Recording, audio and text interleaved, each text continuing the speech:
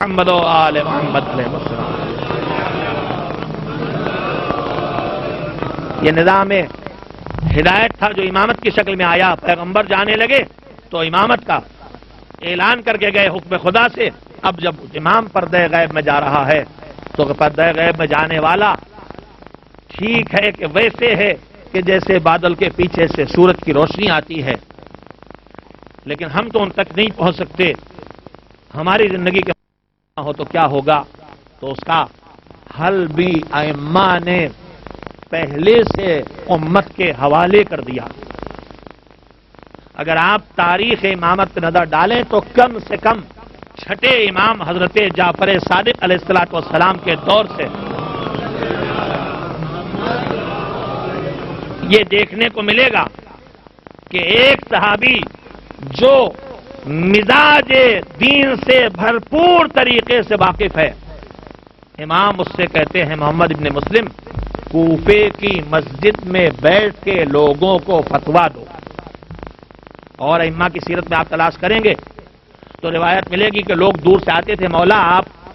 ہم دور کے رہنے والے ہیں، ہر سوال کے لیے آپ کی خدمت میں حاضر نہیں ہو سکتے ہیں، سوالات پیدا ہوتے ہیں، کیا کیا کریں؟ تو امام اسی علاقے کے کسی فقیہ، کسی عالم کا نام بتا کے کہتے تھے کہ اپنے مسائل اس سے دریافت کر لیا کرو۔ یہ تو تھی ایک عمومی تربیت کہ اگر امام عالم ظہور میں بھی ہیں تو مدینے میں ہیں یا بغداد میں ہیں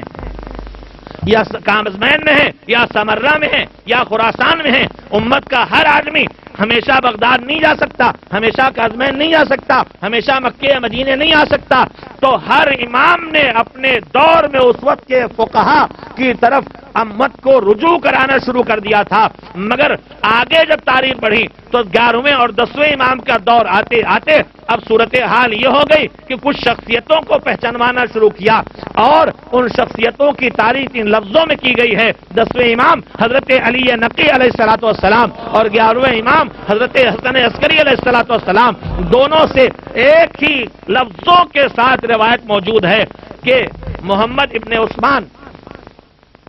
ابن سعید، یہ کون نام لے رہا ہوں میں آپ کے سامنے؟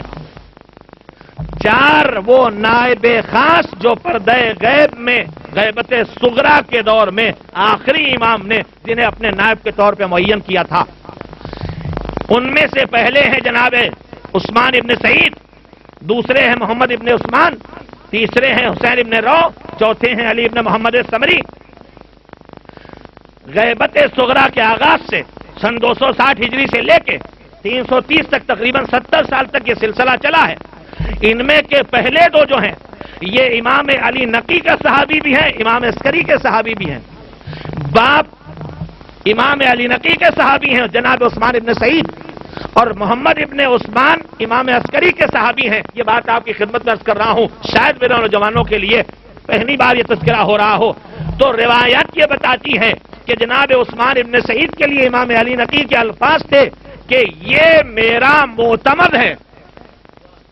یہ میرا معتمد ہے، جو کچھ کہتا ہے ہماری طرف سے کہتا ہے اور جو کچھ پہنچاتا ہے ہماری طرف سے پہنچاتا ہے۔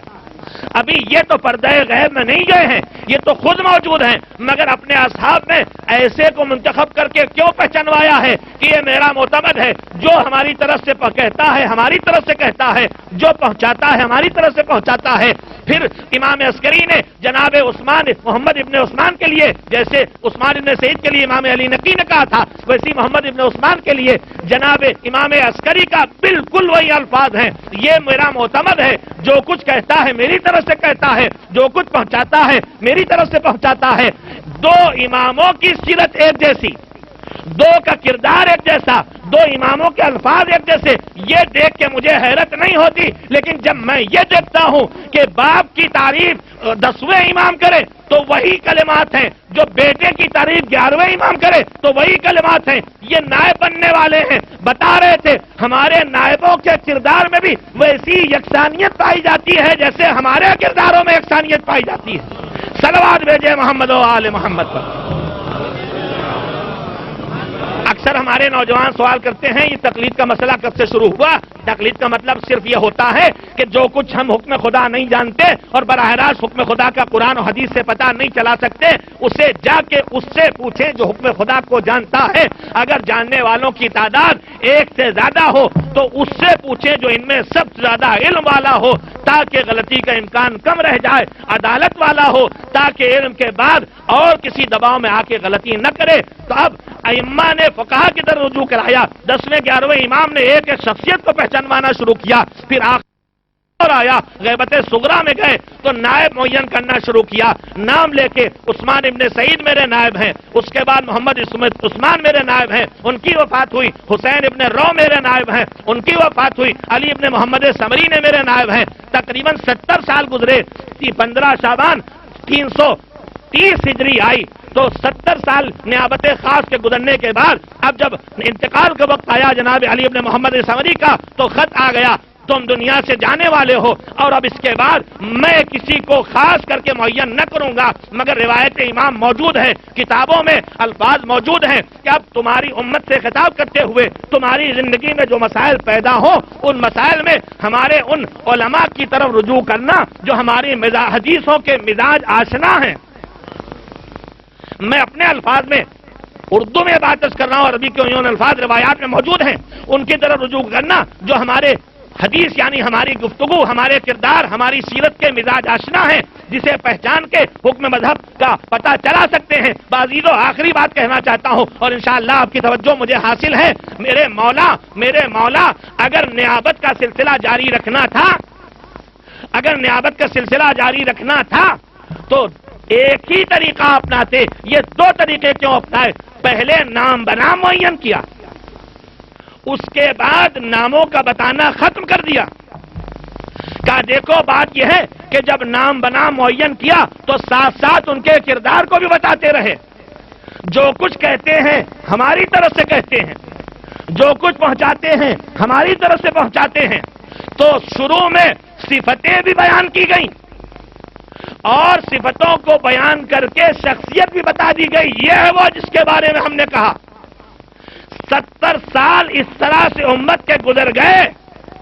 یہ 70 سال امت کی تربیت تھی کہ ہم سے صفتیں سنتے جاؤ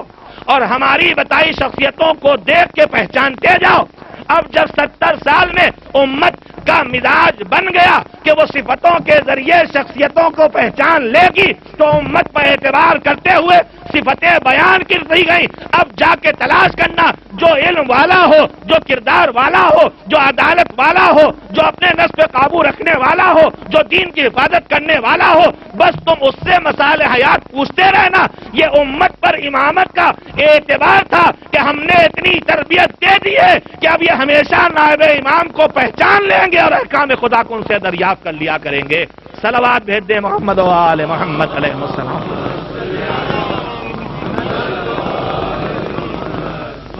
یہ نظام حفاظت دین ہے اور اسی لیے آج آپ کو سب سے زیادہ حملہ اسی مرحلے میں دکھائی دے گا۔